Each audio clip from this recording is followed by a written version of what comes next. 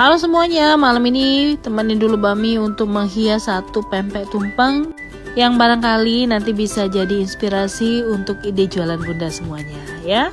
Nah, awal mula Mami jual pempek itu emang menjual produk pempeknya saja, tapi ternyata setelah kita pelajari, jual produk aja itu gak cukup untuk berjualan ya.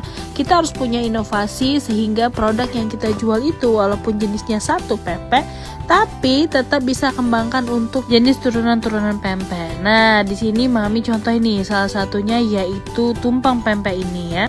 Kalau dulu sih mikirnya ya kalau kita jual pempek orang beli paling berapa ya, tapi kalau misalnya orang beli tumpeng ya minimal satu tumpeng itu udah berapa puluh pempek yang bisa kita jual.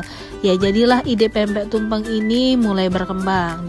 Belum lagi nih ya, saat kita dapat orderan pempek tumpeng, itu berarti pempeknya itu bakalan dipakai untuk suatu acara. Yang artinya, orang yang bakalan nyicip pempek kita itu bukan satu orang, tapi banyak orang. Nah, dari situlah pempek kita bisa mulai dikenal dengan luas.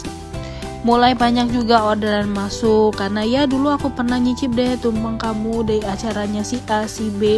Ya jadi sangat menguntungkan ya.